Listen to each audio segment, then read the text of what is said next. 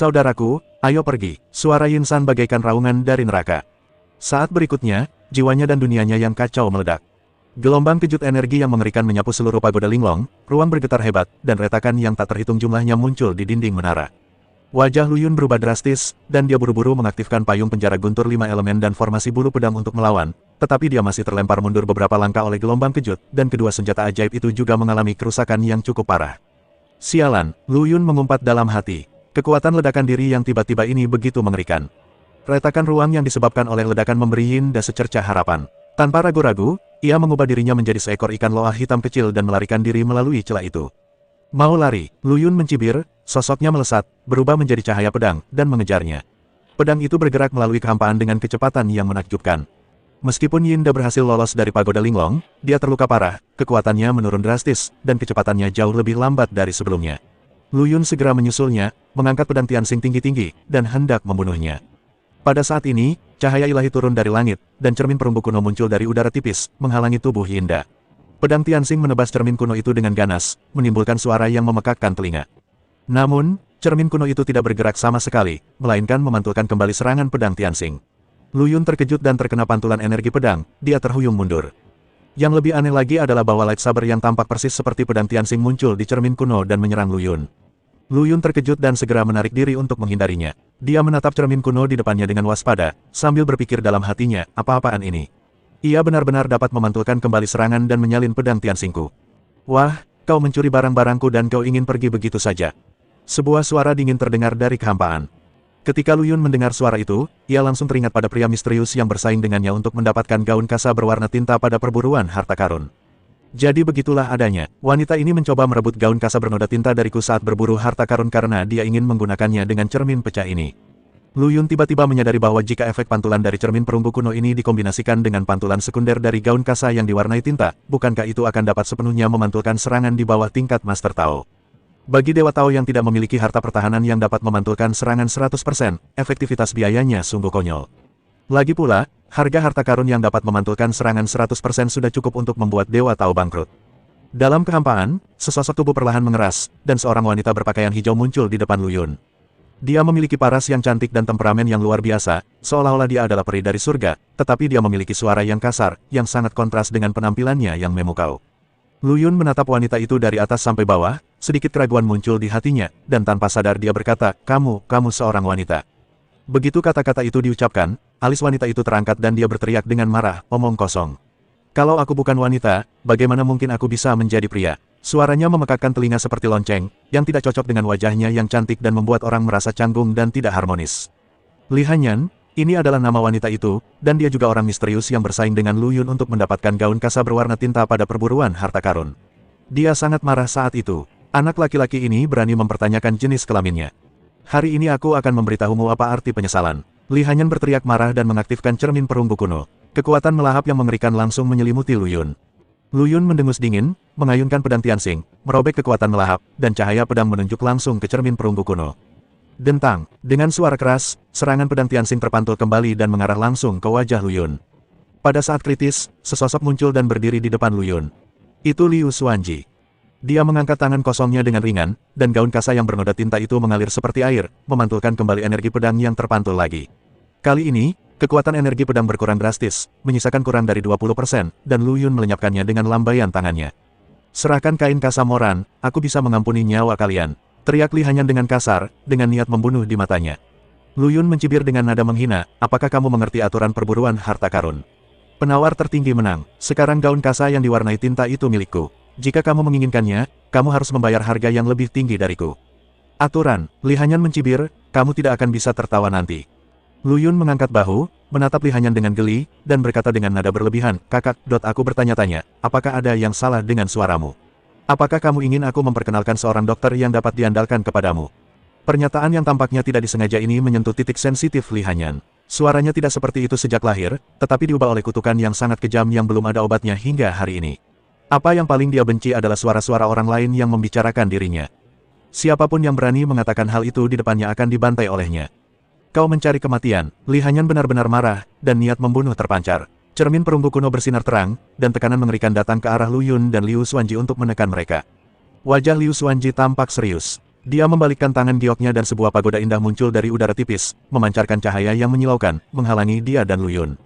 Ledakan, kedua senjata kekaisaran abadi bertabrakan, dan gelombang energi yang mengerikan menyapu, mengejutkan keduanya dan mengirim mereka terbang ratusan kaki jauhnya. Wanita ini sangat kuat, dan dia berasal dari wilayah Laut Bintang.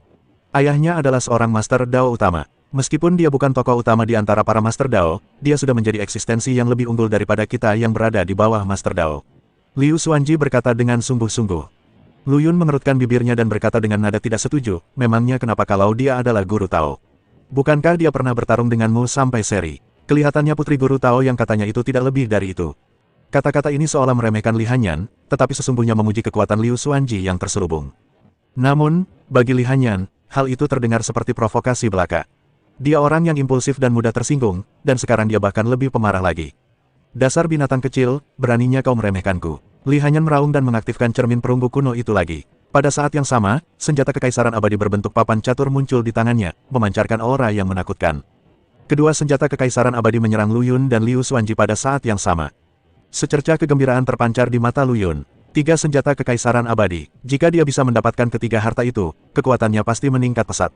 Lu Yun menatap wajah Li Hanyan yang berubah marah, dan senyum sinis muncul di sudut mulutnya. Cek-cek. Putri guru Tao itu pemarah. Namun, di alam semua orang suci ini, bahkan jika kamu adalah Raja Surga, kamu harus berbaring untukku. Dia merendahkan suaranya dan berkata dengan transmisi suara yang hanya bisa didengar oleh Liu Xuanji. Pri Xuanji, wanita ini tidak mudah dihadapi, tetapi ayahnya bahkan lebih merepotkan. Bagaimana dengan ini, kamu tahan dia secara langsung, dan aku akan mencari kesempatan untuk membunuh pria Yin itu, sehingga tidak akan ada masalah lagi di malam hari. Liu Xuanji sedikit mengernyit, dan setelah berpikir sejenak dia mengerti maksud Lu Yun. Li Hanyan memang tidak mudah untuk dihadapi. Jika kita benar-benar mendorongnya ke sudut dan ayahnya datang untuk membunuh kita, kita akan berada dalam masalah besar. Strategi terbaik adalah dengan memotong sayapnya terlebih dahulu, lalu menanganinya secara perlahan. Baiklah, mari kita lakukan. Ngomong-ngomong, Lu Yun mengirimkan transmisi suara lagi. Apa pendapatmu tentang klan Yinlong, Pri Xuanji? Apakah kamu ingin mencari kesempatan untuk memusnahkan mereka juga? Cahaya dingin melintas di mata Liu Xuanji, itulah yang kumaksud. Semua orang harus membunuh para pemerkosa ini. Lu Yun mengangguk tanda menghargai, peri itu memang sangat saleh, aku mengaguminya. Di permukaan, dia masih tampak acuh tak acuh, tetapi ketika dia melihat Li Hanyan, matanya dipenuhi dengan keserakahan. Putri guru Tao ini pasti memiliki banyak harta. Jika dia tahu apa yang terbaik untuknya, dia akan menyerahkannya begitu saja. Tetapi jika dia tidak tahu bagaimana harus bersikap. Dia berhenti sejenak dengan sengaja, sekilas niat membunuh terpancar di matanya, aku tidak keberatan mengirimnya untuk bersatu kembali dengan ibunya. Kedua senjata kekaisaran abadi, yang membawa tekanan mengerikan, meraung ke arah Lu Yun dan Liu Xuanji. Cermin perunggu kuno bersinar terang, memantulkan pemandangan gunung-gunung dan sungai-sungai yang hancur. Papan catur berbintang memancarkan suasana misterius, seolah mengandung misteri bintang-bintang di alam semesta. Lu Yun dan Liu Xuanji tidak berani ceroboh. Mereka tahu kekuatan kedua senjata ajaib ini. Yang satu mampu menyerang dan bertahan, dan yang lainnya memiliki kemampuan pengendalian yang kuat. Selain itu, mereka harus waspada terhadap Li Hanyan dan senjata kekaisaran abadi lainnya. Hati-hati, wanita ini tidak mudah dihadapi. Liu Xuanji mengingatkan. Dengan lambaian tangan gioknya, pagoda indah itu menyambut cermin perunggu kuno. Pada saat yang sama, dia memanggil pedang Bingpo yang memancarkan udara dingin yang menusuk dan mengarahkannya langsung ke papan catur Xingluo. Lu Yun juga memanggil pedang gila peminum darahnya, pedang itu berkilat darah dan memancarkan aura pembunuh. Meskipun tingkat kultivasinya sedikit lebih rendah daripada Li Hanyan, dengan berkah dari Chaos Lotus Liquid dan Puppet Mesha, ditambah pengalamannya yang kaya dalam ilmu pedang, kekuatan tempurnya saat ini cukup untuk menyaingi Dewa Tao Puncak. Mereka berdua yang bekerja sama memiliki keuntungan lebih besar daripada Li Hanyan yang sendirian mengaktifkan dua senjata kekaisaran abadi. Lagi pula, sulit bagi kultivator di alam Dewa Dao untuk melepaskan kekuatan senjata kaisar abadi sepenuhnya, belum lagi Li Hanyan tidak dapat mengaktifkan dua senjata sekaligus. Alasan mengapa Li Hanyan dapat memiliki 3 senjata kekaisaran abadi sepenuhnya karena dia memiliki ayah Tao yang menyayanginya. Kekuatannya sendiri sebenarnya tidak sekuat itu. Kekuatan sihir pedang klasik, semua pedang kembali ke asalnya. Lu Yun berteriak keras, dan energi pedang yang tak terhitung jumlahnya berkumpul menjadi formasi pedang besar, menebas ke arah papan catur berbintang. Melihat ini, Li Hanyan buru-buru mendesak papan catur agar membesar, menyedot ribuan energi pedang, mengubahnya menjadi bidak catur, terus-menerus menghilangkan kekuatannya. Inilah kesempatan yang telah ditunggu-tunggu Lu Yun. Sosoknya berkelebat, dan dia menampilkan keterampilan tubuh Taiksu pengembara pedang, berubah menjadi aliran cahaya, dan bergegas dari samping menuju Yinda yang bersembunyi di belakang Li Hanyan. Pada saat ini, Yinda, yang lukanya belum sembuh, bersembunyi di belakang Li Hanyan, memikirkan cara untuk meraup keuntungan. Dia awalnya ingin menggunakan Li Hanyan untuk menyingkirkan Lu Yun dan Liu Xuanji, dan kemudian menunggu kesempatan untuk mengambil kembali pisau darahnya. Tetapi dia juga khawatir bahwa setelah Li Hanyan menang, dia akan merebut pedang darahnya, dan tidak meninggalkan apapun padanya. Tepat ketika ia berada dalam dilema, rasa krisis kematian yang kuat menyelimuti dirinya. Tiba-tiba dia berbalik dan melihat cahaya pisau berdarah, bagaikan sabit dewa kematian, sedang menebas ke arahnya. "Tolong!" Yinda berteriak ngeri dan menghindar dengan putus asa. Namun, dia terluka parah dan kesulitan bergerak, sementara kecepatan Lu Yun terlalu cepat, jadi dia tidak punya waktu untuk menghindar. Bahkan Li Hanyan terlambat menghentikannya. Dia dipenuhi dengan keterkejutan dan kemarahan, tetapi hanya bisa menyaksikan cahaya pedang Lu Yun menyelimuti Yinda. Kilatan cahaya pisau berdarah muncul, dan teriakan serak Yinda, "Tolong!" tiba-tiba berakhir. Dia bahkan tidak sempat berteriak sebelum dia dibunuh oleh pedang Tianxing milik Lu Yun. Bukan hanya tubuh fisik dan senjata sihir pertahanannya yang hancur, tetapi bahkan roh aslinya pun ikut musnah, tanpa jejak yang tersisa. Keempat saudara Yinlong musnah seluruhnya. Pedang gila peminum darah yang telah kehilangan tuannya mengeluarkan raungan, bilahnya bergetar berdengung, dan cahaya darah berangsur-angsur meredup. Melihat hal ini, Liu Xuanji melambaikan tangannya dan menekan prajurit kekaisaran abadi yang terkenal kejam. Tanpa hambatan pedang darah, dia akhirnya bisa mengerahkan seluruh kekuatannya dan berkonsentrasi untuk melawan dua senjata kekaisaran Li Hanyan. Li Hanyan menyaksikan Yinda dibunuh oleh Lu Yun. Wajah cantiknya langsung pucat pasi dan dadanya naik turun dengan hebat. Dia tidak pernah menyangka Lu Yun berani membunuh seseorang di depannya. "Lu Yun, kau mencari kematian." Nada suara Li Hanyan yang tajam hampir berubah, mengandung kemarahan yang luar biasa. Dia segera membuat gerakan tangan dengan kedua tangannya, lalu papan catur berbintang dan cermin Qiankun meledak dengan cahaya terang di saat yang sama, membombardir Liu Xuanji. Kekuatan gabungan kedua senjata kekaisaran itu jauh lebih besar daripada kekuatan satu senjata kekaisaran. Meskipun Liu Xuanji memiliki payung Tianluo, harta karun pertahanan, ia tetap merasakan tekanan yang berlipat ganda. Bagaimana bisa Lu Yun hanya duduk diam di sana dan tidak melakukan apapun? Sosoknya melintas dan berubah menjadi aliran darah lagi, membunuh Li Hanyan dari samping. Dia tahu bahwa Li Hanyan sudah mencapai batasnya untuk mengaktifkan dua senjata kekaisaran pada saat yang sama. Selama dia bisa menahannya, tekanan Liu Xuanji akan sangat berkurang. Namun, senjata ajaib Li Hanyan ternyata lebih dari apa yang dibayangkannya. Tepat saat Lu Yun hendak mendekatinya, sebuah cambuk emas muncul entah dari mana dan menyambar ke arah Lu Yun dengan suara keras yang menembus udara. Lu Yun dengan cepat mengayunkan pedangnya untuk menangkis, dan dengan suara dentang yang keras, cambuk emas itu bertabrakan dengan pedang gila peminum darah, menyebabkan fluktuasi energi yang kuat. Lu Yun terlempar ke belakang beberapa langkah, dan buku-buku jarinya sedikit sakit. Tali pengikat naga. Lu Yun mengenali asal-muasal cambuk emas ini sekilas. Itu adalah senjata kekaisaran abadi yang langka dengan atribut spasial. Begitu terjerat olehnya, seseorang akan terperangkap dalam kehampaan yang tak berujung dan akan sulit untuk melarikan diri. Untungnya, dia bereaksi cepat dan memblokir serangan itu tepat waktu, jika tidak, akibatnya akan mengerikan. Tetapi itu juga membuatnya menyadari bahwa kartu tersembunyi Li Hanyan jauh lebih mendalam daripada yang dia bayangkan, dan tidak akan mudah untuk memanfaatkannya. "Xuanji, ayo pergi." Lu Yun membuat keputusan cepat dan memutuskan untuk mundur. Terus berdebat hanya akan merugikan mereka. Liu Xuanji juga memahami kebenaran ini. Dia dan Lu Yun saling memandang, dan mereka berdua mengeluarkan seluruh kekuatan mereka pada saat yang sama dan melawan Li Hanyan secara langsung. Ledakan, dengan suara gemuruh yang memekakkan telinga, gelombang energi yang mengerikan menyapu dan ruang di sekitarnya mulai berputar dengan hebat. Memanfaatkan dampak ini, Lu Yun dan Liu Xuanji mundur dengan cepat pada saat yang sama. Lu Yun mengaktifkan bulu pedang itu, yang berubah menjadi aliran cahaya, menyelimuti Liu Xuanji di dalamnya. Seperti meteor yang melesat menembus langit malam, bulu itu menghilang ke langit dalam sekejap mata. Bagaimana mungkin Li Hanyan menyerah? Dia mengendalikan cermin Qiankun dan berubah menjadi aliran cahaya dan mengejarnya tanpa henti. Sebagai senjata sihir terbang, cermin Qiankun sangat cepat, tetapi masih sedikit kalah dengan teknik melarikan diri pedang Lu Yun.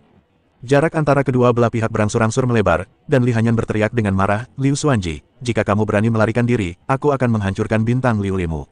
Wajah Liu Xuanji berubah, bintang Liuli adalah fondasi yang telah ia bangun dengan susah payah, jika hancur, semua kerja kerasnya selama bertahun-tahun akan sia-sia. Terlebih lagi, Li Hanyan mendapat dukungan dari ayahnya, Guru Tao, dan dia selalu mendominasi dan sombong dalam melakukan sesuatu, jadi mungkin saja dia benar-benar akan melakukan apa yang dia katakan. Lu Yun mengabaikannya dan terus menggunakan teknik melarikan diri pedang, meningkatkan kecepatannya hingga ekstrim, dengan satu-satunya tujuan adalah menyingkirkan Li Hanyan. Akhirnya, mereka tiba di sebuah ladang bintang yang tak berpenghuni. Lu Yun kemudian berhenti dan Liu Xuanji juga muncul dari cahaya pedang. "Li Hanyan, wanita gila ini, benar-benar menghantui kita." Lu Yun mengumpat dengan wajah muram. Dia memang selalu seperti ini. Mengandalkan ayahnya yang merupakan seorang guru Tao, dia bertindak gegabah. Wajah Liu Xuanji juga tidak terlihat baik. Ancaman Li Hanyan membuatnya gelisah. "Seberapa banyak yang kamu ketahui tentang Li Hanyan?" tanya Lu Yun. Dulu dia memiliki tubuh Tao, yang jauh lebih kuat dari sekarang, tetapi dia meninggal dalam sebuah petualangan. Konon, suaranya rusak saat itu. Liu Xuanji terdiam sejenak, lalu menambahkan, namun, ada juga rumor yang mengatakan bahwa dia mungkin memiliki tubuh Dao lain yang disembunyikan. Lu Yun merenung sejenak dan berkata, jika dia masih memiliki tubuh Tao di luar, dia tidak akan mengatakan bahwa kita akan berurusan dengan Liu Lixing setelah kita keluar. Dia mungkin ingin menggunakan Liu Lixing untuk mengancammu dan membuatmu takut untuk bertindak gegabah. Liu Xuanji mengerti apa yang dimaksud Lu Yun, dan ekspresinya berubah, kau ingin membunuhnya. Niat membunuh yang dingin terpancar di mata Lu Yun, karena dia berani mengancammu dengan Liu Lixing, dia harus membayar harganya. Hanya dengan menyingkirkannya, kamu bisa merasa tenang. Liu Xuanji mengerutkan kening dan membelai dadanya dengan tangannya yang halus, seolah mencoba menenangkan jantungnya yang berdebar kencang. Lu Yun, apa kau gila? Wanita gila Li Hanyan itu memiliki 3 senjata kaisar abadi, 2 harta karun pertahanan, dan cermin kuno yang dapat memantulkan serangan. Bahkan jika kau dan aku bergabung, kekuatan tempur kita sebanding dengan Dewa Tao tingkat atas, dan akan sangat sulit untuk membunuhnya. Dia berhenti sejenak, dengan sedikit rasa takut dalam nada bicaranya, bahkan jika kau benar-benar membunuhnya, begitu berita itu bocor, ayahnya adalah Guru Tao. Guru Tao itu punya cara yang hebat dan dapat menyimpulkan masa lalu dan masa depan. Bagaimana kau dan aku bisa lolos dari kejarannya? Ini terlalu berisiko. Ada niat membunuh di mata Lu Yun, namun juga sedikit ketidakberdayaan. Aku tahu kalau Guru Tao memang sulit untuk dihadapi, tapi Liu Lixing.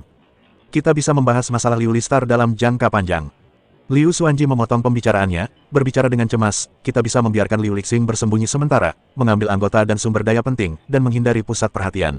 Kita memiliki hubungan dengan Dahong Jiantian dan Istana Xuantian, dan Guru Tao Xuantian akan mengurus kita sampai batas tertentu, jadi kita tidak perlu melakukan hal itu. Lu Yun, kau dengarkan aku, jangan impulsif. Liu Xuanji ketakutan mendengar perkataan Lu Yun, bunuh ayahnya, lalu perasaan hangat mengalir dalam hatinya. Dia mengerti bahwa tindakan gegabah Lu Yun sepenuhnya untuk dirinya sendiri. Dia sendiri memiliki potensi yang tidak terbatas dan dengan dukungan Dahong Jiantian, bukan tidak mungkin baginya untuk mencapai posisi Master Tao di masa depan. Namun, demi dia bersedia menjadi musuh Master Tao. Persahabatan ini begitu berat hingga hampir mencekiknya. Melihat mata Liu Xuanji yang agak merah, hati Lu Yun pun melunak, ia pun mengulurkan tangan dan dengan lembut memeluk Liu Xuanji. Tubuh Liu Xuanji menegang sejenak, lalu mengendur dan kepalanya pun disandarkan dengan lembut di bahunya.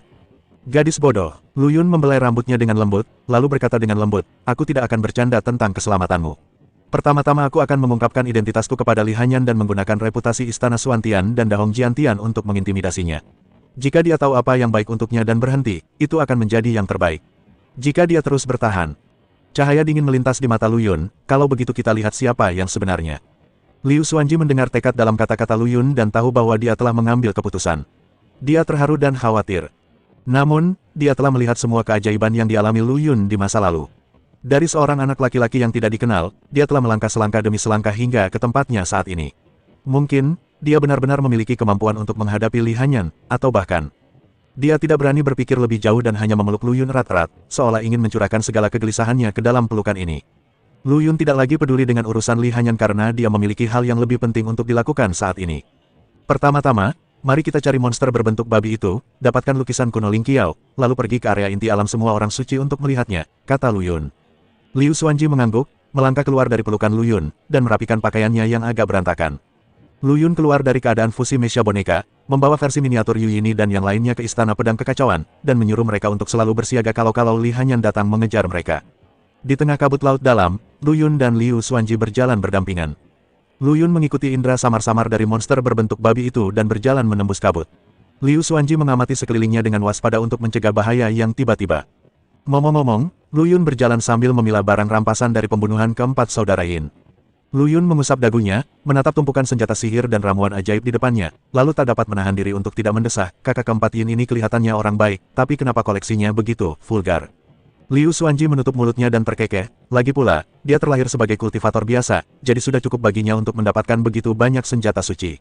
Tidakkah kau lihat bahwa mereka berempat semuanya jahat? Aku khawatir mereka telah menggunakan semua sumber daya kultivasi mereka yang sah untuk ditukar dengan wanita dan hal-hal jahat.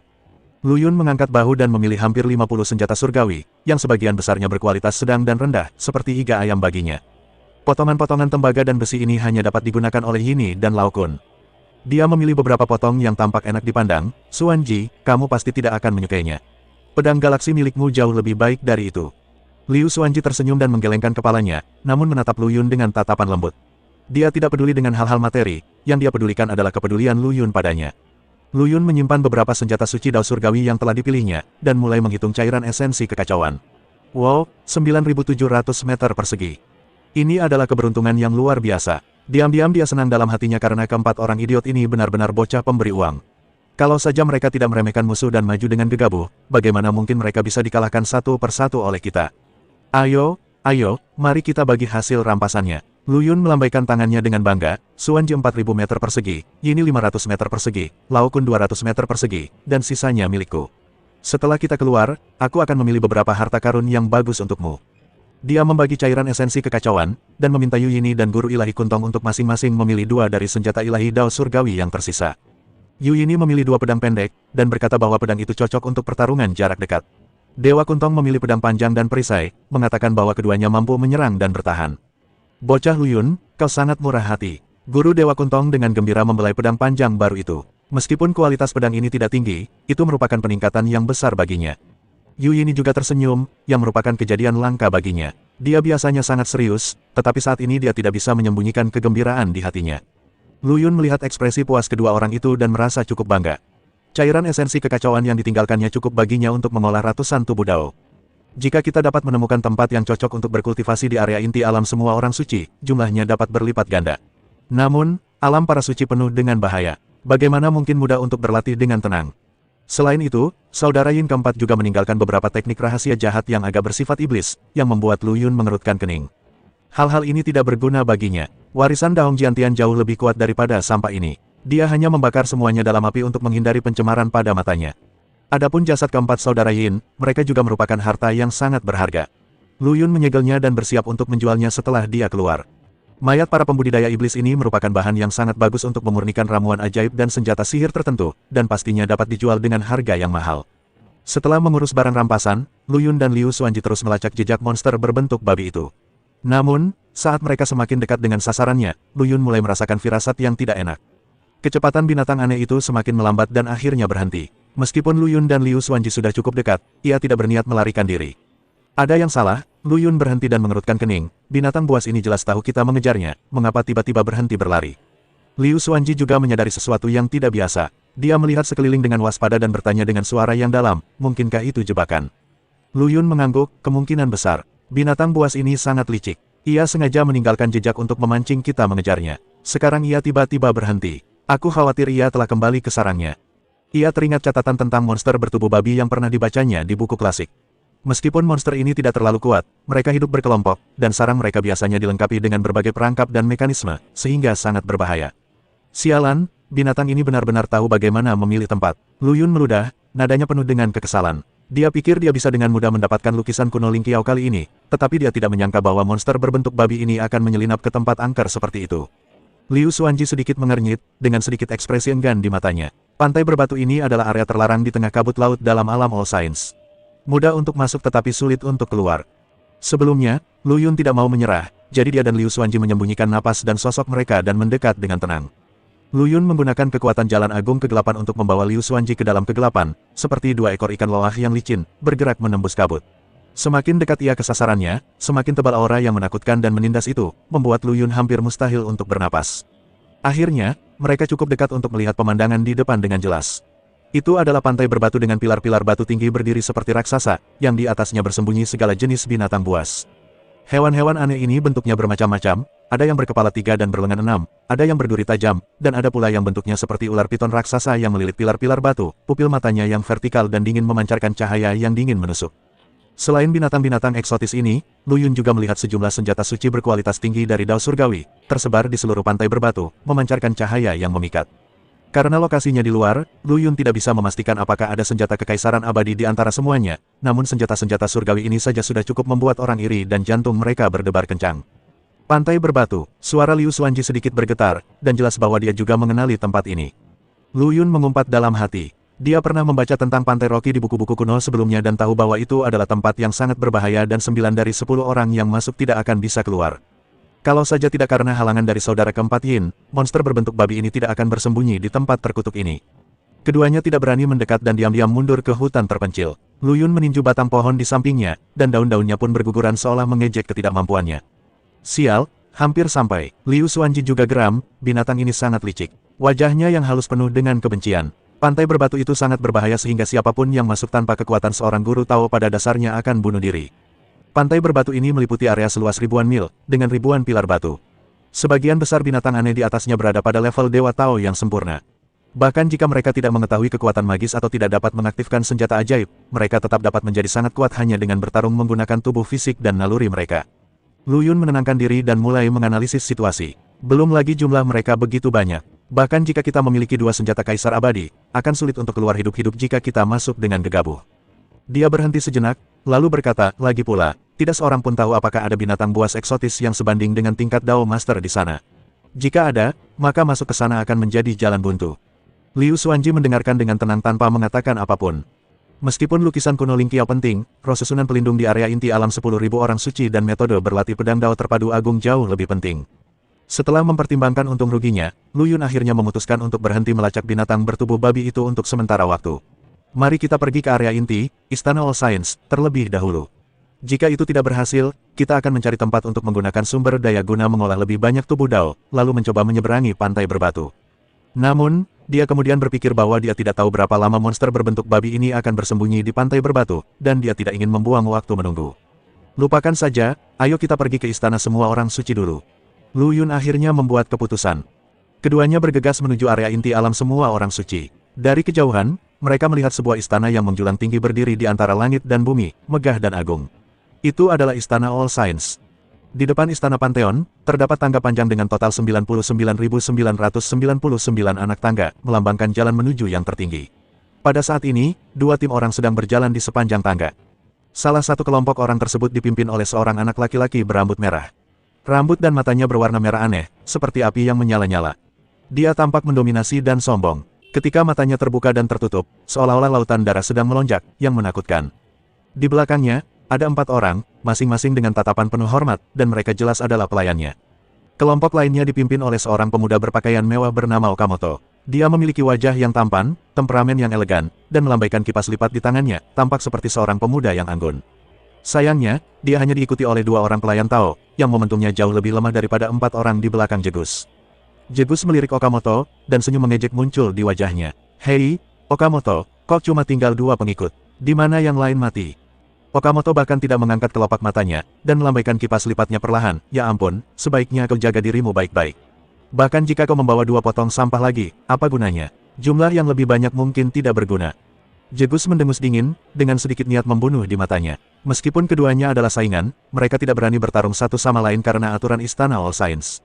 Mereka diam-diam mempercepat langkahnya, ingin mencapai Istana All Science sesegera mungkin. 99.999 langkah bukanlah tugas yang sulit bagi orang kuat di alam Dewa Dao.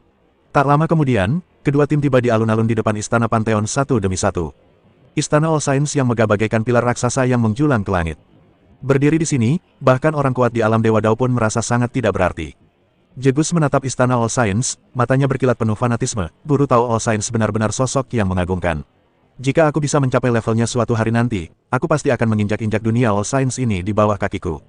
Okamoto mencibir, ayo kita keluar dari sini hidup-hidup dulu. Jangan biarkan itu terjadi, dan kau bahkan tidak akan tahu bagaimana kau mati. Jegus melotot tajam ke arah Okamoto dan hendak membalas ketika tiba-tiba, ruang di tengah alun-alun itu terpelintir dan sebuah sosok perlahan muncul. Ini adalah boneka yang sepenuhnya terbuat dari logam, dengan 5 bintang bersinar yang tertanam di antara kedua alisnya. Wajah Jegus dan Okamoto tiba-tiba berubah, dan mereka secara naluriah menahan napas dan membungkuk hormat. Boneka bintang 5, boneka terkuat yang diciptakan oleh Master Tao semua orang suci sendiri. Boneka ini memiliki kekuatan tempur setara dengan Master Tao puncak dan merupakan santo pelindung dunia semua orang suci. Yang lebih penting, boneka bintang 5 adalah tubuh bebas dan tidak dapat dimurnikan atau dikendalikan. Boneka ini mengendalikan formasi pelindung alam 10.000 orang suci. Setelah kematian guru Taois 10.000 orang suci, boneka ini setara dengan guru alam 10.000 orang suci. Mata boneka bintang 5 itu menyapu kerumunan, dan suaranya seperti suara logam yang beradu. Kalian datang ke sini setelah melewati begitu banyak rintangan berbahaya, dan penampilan kalian dapat diterima. Menurut aturan, mereka yang tiba di sini hidup-hidup dapat mengajukan permintaan. Katakan padaku, harta apa yang kalian inginkan? Jegus, Okamoto dan yang lainnya saling memandang, dan mereka semua hanya memiliki satu tujuan dalam pikiran, darah Kaisar Abadi. Darah Kaisar Abadi, kata semua orang serempak. Boneka bintang 5 itu mengangguk pelan, darah Kaisar Abadi adalah salah satu harta karun alam 10.000 orang suci dan sangat berharga. Memilihnya berarti menghadapi ujian yang paling sulit. Kamu harus berpikir dengan hati-hati. Tidak perlu berpikir, kami menginginkan darah Kaisar Abadi, kata Jegus dengan tidak sabar. Yang lainnya mengangguk setuju. Kalau begitu, terima saja ujian api penyucian hidup dan mati. Boneka bintang 5 berkata dengan tenang, api penyucian hidup dan mati, seperti namanya, hanya pemenang yang bisa hidup, dan yang kalah hanya bisa mati. Apakah kamu menyesalinya? Berhenti bicara omong kosong, ayo kita mulai, desak Jegus dengan tidak sabar. Meskipun yang lain tidak mengatakan apa-apa, ekspresi di wajah mereka mengungkapkan makna yang sama. Api penyucian hidup dan mati membutuhkan partisipasi dari 12 Dewa Dao. Sekarang, hanya ada 8 dari kalian. Boneka bintang 5 itu berhenti sejenak dan melanjutkan, namun, ada 4 Dewa Dao lainnya yang sedang dalam perjalanan. Aku akan memindahkan mereka ke sini untuk berpartisipasi dalam ujian bersama. Mereka juga akan memiliki kesempatan untuk mendapatkan darah Kaisar Abadi. Suara boneka bintang 5 itu datar dan dingin, seperti mesin, 4 Dewa Dao lagi akan segera tiba, harap tunggu sebentar. Setelah berkata demikian, kelima bintang di antara alisnya bersinar terang, dan suatu kekuatan angkasa yang dahsyat menyapu keluar, membentuk pusaran raksasa di tengah-tengah alun-alun. Jegus menggaruk rambutnya yang merah menyala dengan tidak sabar dan bergumam dengan suara rendah, apa gunanya? Waktuku sangat berharga. Okamoto, yang berdiri di sampingnya, mengenakan jubah tanpa noda dan melambaikan kipas lipat, tampak tenang dan kalem. Saudara Jegus, harap bersabar. 4 Dewa Tao hanyalah sekelompok orang bodoh. Masalah macam apa yang bisa mereka timbulkan? Dengan kekuatan kita, bukankah kita seharusnya bisa dengan mudah mendapatkan darah Kaisar Abadi? Jegus mendengus dingin dan melirik ke arah Okamoto, saya khawatir mereka hanya makhluk rendahan yang membuang-buang waktu kita. Di belakangnya, keempat pelayan Tao yang sempurna semuanya memiliki wajah tanpa ekspresi, seperti dua menara besi, tidak bergerak. Para pelayan di belakang Gang Ben juga merupakan 4 Dewa Tao yang sempurna. Masing-masing dari mereka memiliki ekspresi arogan di wajah mereka dan jelas sangat percaya diri dengan kekuatan mereka sendiri. Pada saat yang sama, Li Hanyan menggertakkan giginya saat ia berjalan melewati kabut laut dalam.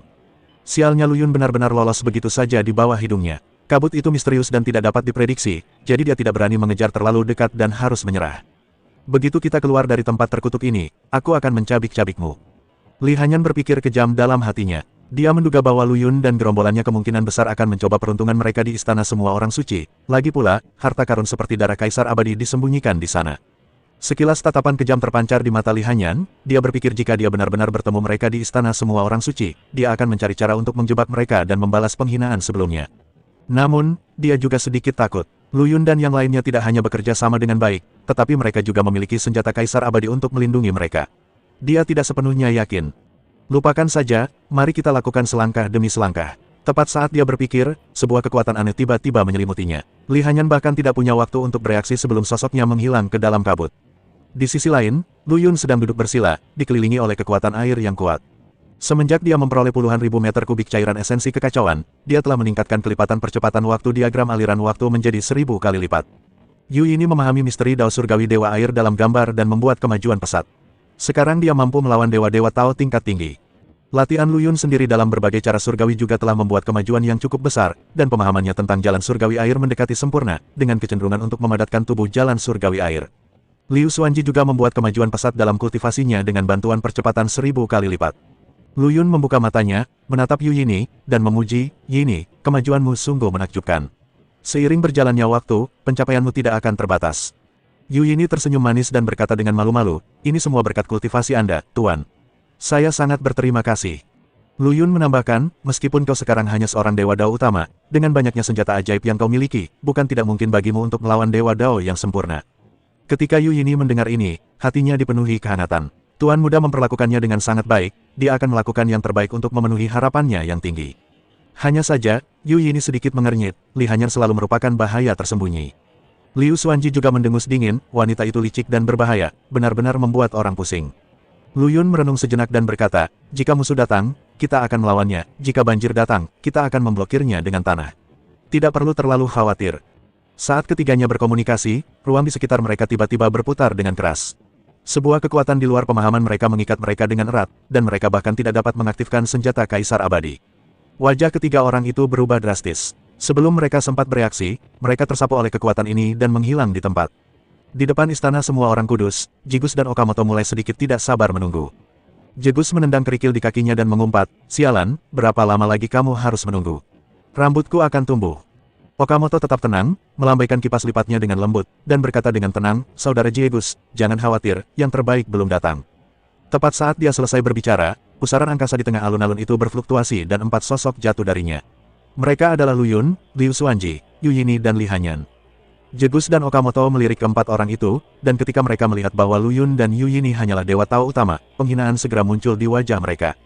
Oh, Dua Dewa Dao dasar berani ikut bersenang-senang, mereka benar-benar tidak tahu bagaimana cara hidup dan mati. Jegus mencibir, seolah-olah dia melihat dua ekor domba yang harus disembelih.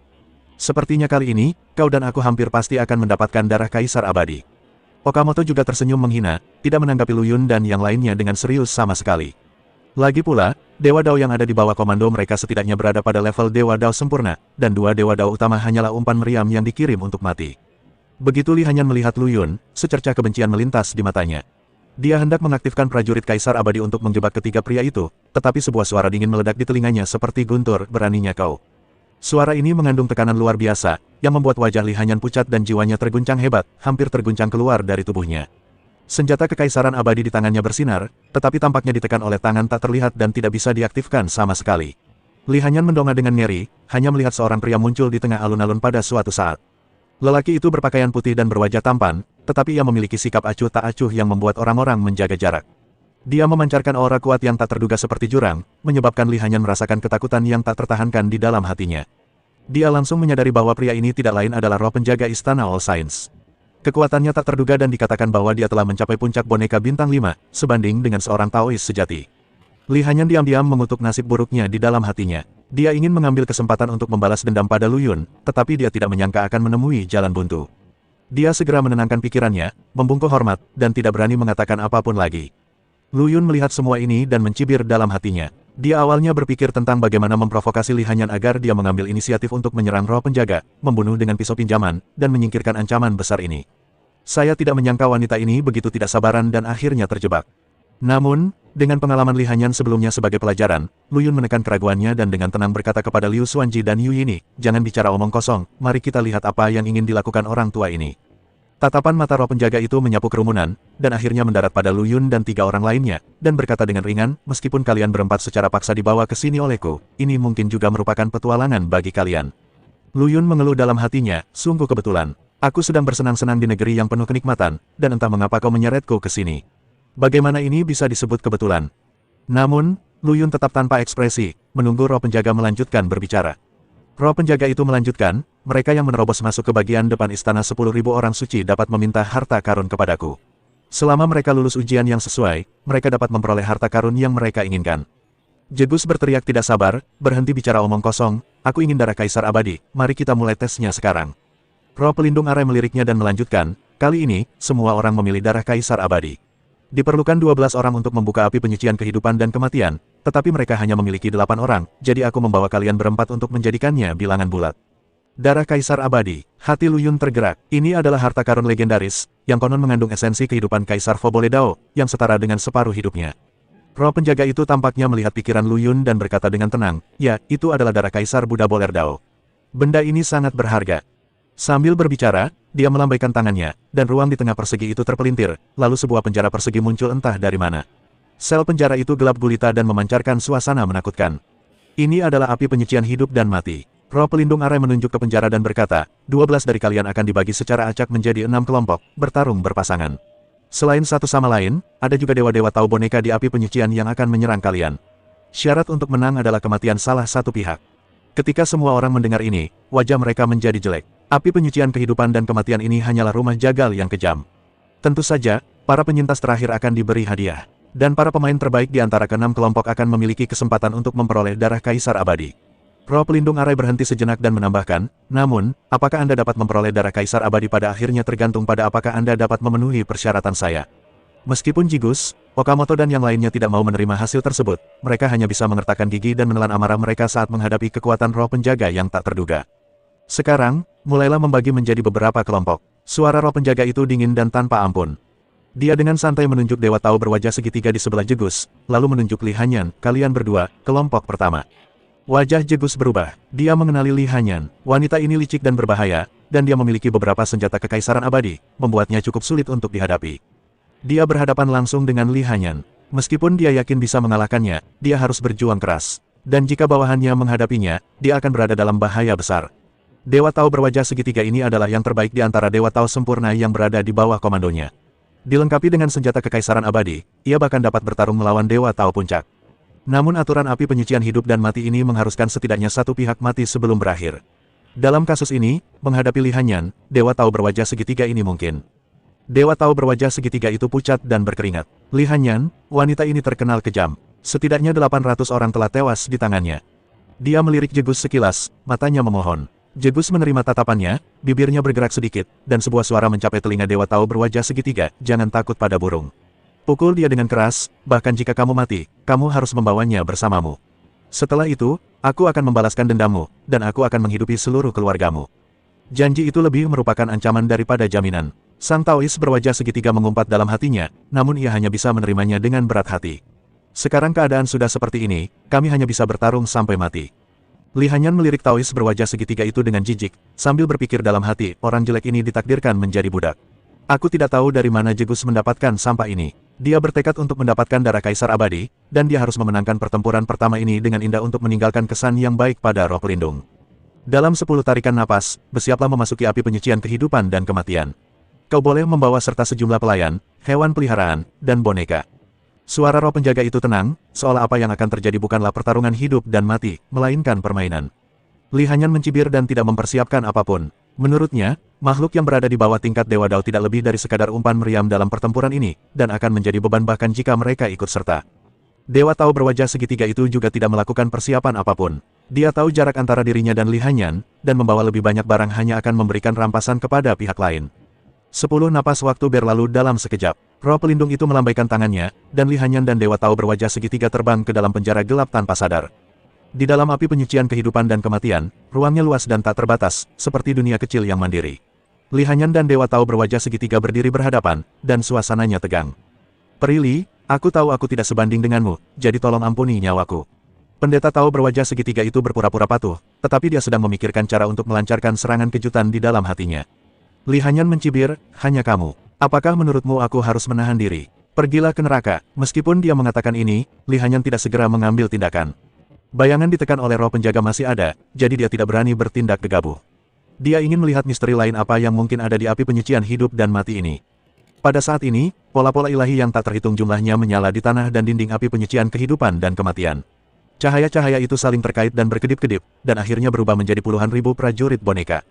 Meskipun para prajurit boneka ini hanya berada pada tingkat Dewa Dao dasar, mereka banyak jumlahnya dan berjejer rapat bagaikan segerombolan belalang. Sial, banyak sekali, seru Dewa Tao berwajah segitiga itu. Ekspresi Li Hanyan juga berubah serius. Meskipun prajurit boneka ini tidak kuat secara individu, mereka memiliki keuntungan karena jumlahnya banyak dan tidak kenal takut.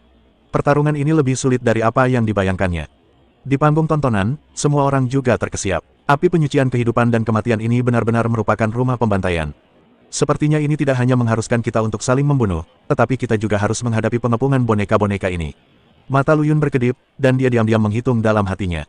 Dia tahu betul bahwa selanjutnya, dia, Liu Xuanji dan Yu Yini juga akan memasuki api penyucian hidup dan mati ini.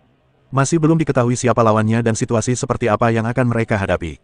Lu Yun menoleh ke arah Yu Yini dan mendapati wajahnya agak pucat, jelas ketakutan oleh pemandangan kejam ini. Jangan takut, Li Hanyan sudah punya lawan. Kita hanya perlu menghadapi 7 Dewa Dao yang tersisa. Lu Yun mengirimkan transmisi suara untuk menghiburnya. Meskipun kamu memiliki boneka Mesya, kamu bukanlah Dewa Tao yang benar-benar sempurna, jadi masih agak berbahaya untuk menghadapi mereka. Aku akan memberimu beberapa harta karun terbaikku. Jika saatnya tiba, kamu dapat fokus untuk menghadapi satu, dan serahkan sisanya kepada kami. Dia tahu bahwa meskipun Yu Yini memiliki bakat yang bagus, dia hanya berlatih dalam waktu singkat dan fondasinya tidak memadai. Dalam api penyucian hidup dan mati ini, dialah yang paling mungkin binasa. Guru, terima kasih. Yu Yini menatapnya dengan penuh rasa terima kasih. Dia tahu bahwa, harta karun di dasar kotak, yang disebutkan Lu Yun jelas bukan barang biasa.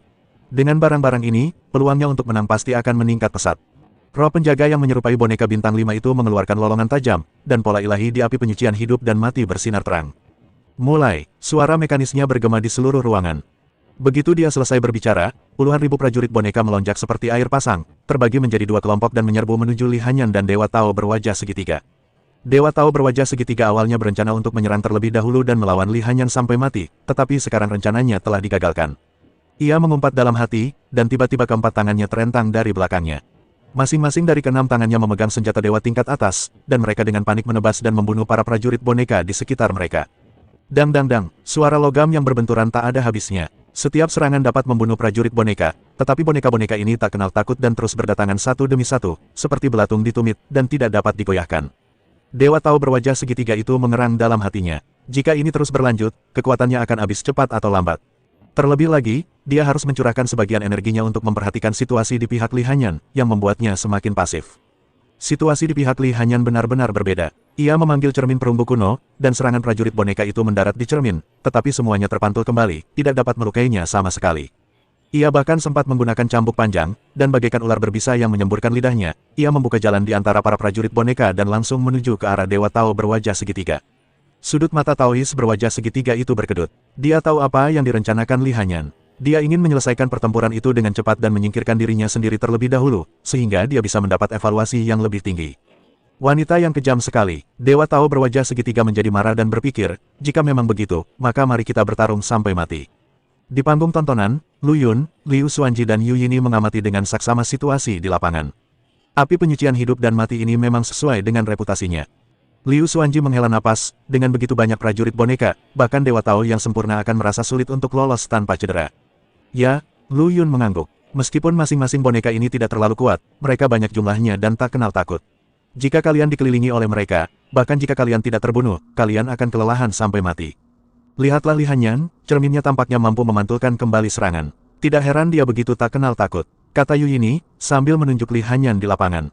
Lu Yun merenung sejenak dan berkata, cermin ini seharusnya menjadi senjata sihir pertahanan yang kuat, tetapi juga memiliki keterbatasan dalam penggunaannya. Jika melebihi batas ketahanannya, kemungkinan besar tidak akan efektif. Apa yang harus kita lakukan setelah masuk? Yu Yini bertanya dengan cemas, meskipun aku memiliki boneka Mesya, aku bukanlah Dewa Tao yang benar-benar sempurna. Tetap saja agak berbahaya untuk menghadapi mereka. Lu Yun menepuk bahu Yu Yini dan menghiburnya, jangan khawatir, aku akan memberimu beberapa harta karun terbaikku. Fokus saja pada satu hal, dan serahkan sisanya pada kami. Liu Xuanji juga berkata, faktanya, jika kamu dapat mengendalikan beberapa Mesya boneka lagi dan bekerja sama dengan mereka, kamu mungkin dapat menyaingi Dewa Dao sempurna. Mata Yu Yini berbinar, ini ide yang bagus. Jika dia dapat memiliki beberapa Mesya boneka lagi, kekuatannya tentu akan meningkat pesat. Pada saat ini, suara gemuruh yang memekakkan telinga tiba-tiba datang dari api penyucian hidup dan mati. Tidak bagus, wajah Lu Yun berubah dan dia buru-buru melihat ke arah lapangan. Cahaya putih yang menyilaukan meledak dari lokasi tempat Dewa Tao berwajah segitiga itu berada. Gelombang energi yang mengerikan menyapu dan para prajurit boneka di sekitarnya langsung hancur berkeping-keping. Dia benar-benar meledakkan dirinya sendiri, seru Liu Xuanji. Lu Yun tidak menyangka bahwa Dewa Tao berwajah segitiga akan bersikap begitu tegas dan benar-benar memilih menghancurkan dirinya sendiri. Tampaknya dia dipaksa berada dalam situasi putus asa dan lebih memilih menghancurkan dirinya sendiri daripada dibunuh oleh Li Hanyan. Meskipun Li Hanyan memiliki cermin kuno perunggu dan papan catur ajaib untuk melindunginya, yang mengimbangi 70% hingga 80% kekuatannya, dia tetap saja dipukuli sampai babak belur dan tampak dalam keadaan menyedihkan. Dia cepat-cepat mundur, nyaris menghindari sisa kekuatan ledakan itu. Sia-sia. Setelah menstabilkan tubuhnya, Li Hanyan mendengus jijik. Saat berikutnya, sebuah tangan besar jatuh dari langit, meraih Li Hanyan, dan melemparkannya keluar dari api penyucian hidup dan mati.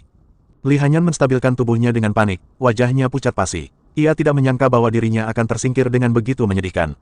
Lu Yun, Liu Xuanji, Yu Yini, tunggu saja aku. Li Hanyan mengirim pesan suara kepada Lu Yun dan dua orang lainnya untuk menantang mereka, aku akan membuat kalian membayar harganya. Setelah pertempuran pertama, roh penjaga berbicara lagi, kelompok kedua, para pelayan Okamoto, dan Yu Yini.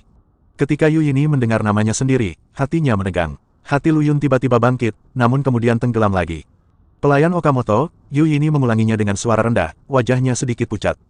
Meskipun dia baru saja mencapai ambang batas Dewa Tao yang sempurna dengan bantuan Mesya boneka, dia masih ragu saat menghadapi Dewa Tao sempurna yang telah lama ada itu. Melihat ini, Lu Yun segera berkata, Xuanji, berikan dia pedang Tianxing. Sebelum Liu Xuanji sempat bergerak, boneka bintang 5 itu mulai berdengung, di api penyucian hidup dan mati, setiap orang hanya dapat menggunakan satu objek eksternal satu kali. Jika kamu meminjamkannya padanya, kamu tidak akan memilikinya lagi saat kamu naik panggung nanti. Lu Yun tertegun sejenak, lalu tersenyum pahit, ada aturan seperti itu. Kalau begitu, dia menatap Yu Yini, terdiam sejenak. Yu Yini memaksakan senyum, tidak apa-apa, saudara Lu Yun. Jangan khawatirkan aku. Kenapa kita tidak khawatir? Dia adalah Dewa Tao yang sempurna. Lu Yun mengerutkan kening, kita harus memikirkan cara. Tiba-tiba, sebuah ide muncul di benaknya, pedang Dewa Darah. Meskipun kamu belum menyempurnakannya, seharusnya tidak menjadi masalah untuk mengaktifkan sebagian kekuatannya, kan? Yu Yini ragu sejenak dan berkata, seharusnya itu mungkin. Meskipun tidak dapat mengerahkan kekuatan penuhnya, itu seharusnya cukup untuk menghadapinya untuk sementara waktu dengan bantuan Mesya boneka. Liu Xuanji juga bereaksi dan dengan cepat menyerahkan gaun kasa bernoda tinta itu, Yini, ada juga ini. Meskipun Li Hanyan menyebalkan, kekuatan pertahanan gaun kasa ini sangat bagus. Yu Yini menatap gaun kasa yang diberikan padanya dengan perasaan campur aduk.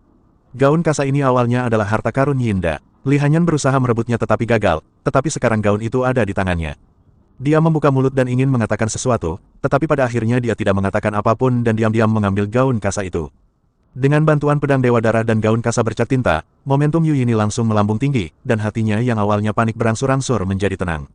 Di sisi lain, lawannya, sang guru Tao yang berotot dan tingginya 2 meter, tampak sedikit jelek. Tuan Okamoto, Dewa Tao berotot itu berbicara dengan suara teredam dan melirik ke arah pemuda yang mengenakan pakaian indah itu. Okamoto melambaikan kipas lipatnya dengan ringan, dengan senyum jenaka di wajahnya. Apa? Kamu takut? Aku tidak takut. Dewa Tao berotot itu sedikit sedih, hanya saja pihak lain tiba-tiba memiliki begitu banyak senjata ajaib. Aku takut. Apa yang kau takutkan? Okamoto meliriknya. Dia seorang wanita, yang mengandalkan benda-benda eksternal untuk membangun kekuatan bertarungnya. Kau, seorang Dewa Tao yang sempurna, sebenarnya takut padanya. Apa kau ingin aku meminjamkanmu senjata kaisar abadi milikku? Dewa Tao yang berotot itu tiba-tiba terdiam. Dia tahu Okamoto mencoba memprovokasinya. Aturan api penyucian hidup dan mati ada di sana, objek eksternal hanya dapat digunakan 1 kali, dan Okamoto sendiri juga harus berpartisipasi dalam kompetisi, jadi bagaimana dia bisa meminjamkannya senjata kaisar abadi? Tuan Okamoto, Anda bercanda, kata Dewa Otot, saya hanya merasa ini sedikit tidak adil. Adil, Okamoto mencibir, keadilan macam apa yang ada di dunia ini? Pemenangnya adalah raja dan yang kalah adalah bandit, yang kuat memangsa yang lemah, itulah kebenaran abadi. Jika kamu bisa membunuhnya, rampasannya secara alami akan menjadi milikmu. Saat itu, mungkin kamu bisa menggunakan kesempatan ini untuk menerobos dan mencapai level puncak Dewa Tao. Dewa Tao tertinggi, 4 kata ini bagaikan guntur yang meledak dalam pikiran Dewa Otot. Sekilas keserakahan terpancar di matanya, dan kekhawatiran awalnya pun sirna, digantikan oleh hasrat membara untuk bertarung. Di sisi lain, Li Hanyan menatap Yu Yini yang bersenjata lengkap, dengan api yang hampir menyembur keluar dari matanya. Gaun kasa yang diwarnai tinta, pedang Dewa Darah, ini semua seharusnya menjadi miliknya. Dia telah mempertaruhkan nyawanya untuk menyelamatkan Yinda hanya untuk mendapatkan harta karunnya. Sekarang lihat apa yang terjadi, jalan kecil ini telah mendapatkan semua manfaatnya. Li Hanyan mengepalkan tangannya erat-erat hingga kukunya hampir menancap ke dagingnya. Dia berharap dia bisa bergegas maju sekarang juga dan mencabik-cabik Yu Yini. Tetapi dia tidak berani, roh penjaga bukanlah orang yang mudah ditaklukkan. Jika dia berani bertindak di sini, dia pasti akan menanggung akibatnya. Tunggu saja, kalian semua tunggu saja. Li Hanyan berpikir dengan kejam di dalam hatinya, begitu kita keluar dari api penyucian hidup dan mati ini, aku akan membuat kalian membayar harganya. Atas perintah roh penjaga, Yu Yini dan Dewa Otot dipindahkan ke api penyucian hidup dan mati. Begitu keduanya masuk, mereka segera melihat sekeliling dengan waspada. Berbeda dengan permainan pertama, mereka tidak terburu-buru dalam bertindak, tetapi terlebih dahulu membersihkan prajurit boneka di sekitarnya. Pikiran Yu Yini bergerak, dan kekuatan air di alam semesta melonjak keluar, membentuk dunia air di sekelilingnya. Setelah para prajurit boneka itu memasuki dunia air, kecepatan mereka menurun drastis dan kekuatan serangan mereka sangat melemah. Ditambah dengan perlindungan gaun kasa yang diwarnai tinta, Yu Yini hampir seperti tong besi. Tidak peduli bagaimana para prajurit boneka menyerang, mereka tidak dapat menghancurkan pertahanannya. Pedang Dewa Darah berdengung lembut di tangan Yu Yini, dan sinar pedang berwarna merah darah berpindah-pindah di antara para prajurit boneka bagaikan seekor naga. Sinar pedang ini mungkin tampak ringan, tetapi mengandung kekuatan mematikan yang mengerikan. Siapapun yang menyentuhnya akan mati. Siapapun yang menyentuhnya akan mati. Hanya dengan beberapa potongan, ruang yang luas berhasil dibersihkan. Meskipun dia belum sepenuhnya menyempurnakan pedang Dewa Darah, kekuatannya lebih dari cukup untuk menghadapi para prajurit boneka ini. Di sisi lain, Dewa Otot jauh lebih sederhana dan brutal. Tinjunya meraung seperti genderang, dan setiap pukulan membawa kekuatan untuk membelah gunung dan memecahkan batu, menghancurkan para prajurit boneka itu hingga berkeping-keping. Ia memiliki tubuh yang kuat dan kemampuan pemulihan yang luar biasa. Bahkan saat dikepung oleh prajurit boneka, ia dapat pulih dari luka-lukanya dengan cepat dan menjadi lebih berani seiring berjalannya pertempuran. Selagi Yu Yini membersihkan boneka-boneka itu, dia diam-diam mengamati Dewa Tao berotot. Dia tahu betul bahwa ini adalah lawan sesungguhnya. Para prajurit boneka ini hanyalah makanan pembuka, pertempuran sesungguhnya baru saja dimulai. Energi yang melimpah dari cairan esensi kekacauan membuat Yu Yini tidak takut dengan konsumsi kekuatan ilahi. Dia mengayunkan pedang Dewa Darah seperti kupu-kupu yang menari, anggun dan mematikan. Dewa Tao yang berotot itu bagaikan binatang buas yang berlari ke sana kemari dan meninggalkan kekacauan dimanapun ia lewat. Dewa Tao berotot itu adalah orang pertama yang membersihkan para prajurit boneka di sekitarnya. Dia menyeringai ganas, menendang kakinya dengan keras, dan melesat ke arah Yu Yini seperti bola meriam, menghantam dengan tinjunya sambil mengeluarkan suara siulan. Mati kau, jalan kecil. Yu Yini sama sekali tidak panik menghadapi serangan gemuruh ini. Begitu dia punya pikiran, kekuatan air di sekitarnya langsung berubah menjadi pusaran air besar, menyedot semua prajurit boneka di sekitarnya ke dalamnya. Pada saat yang sama, dia memanggil Mesya boneka dan menyerahkan pedang Dewa Darah ke Mesya itu. Boneka Mesya itu besar sekali, bagaikan raksasa baja, memegang pedang Dewa Darah, tampak agung. Gaun kasa yang diwarnai tinta juga memancarkan cahaya lembut, melindungi Mesya dan Yu Yini dengan kuat. Dengan pertahanan ganda, Yu Yini sekuat batu.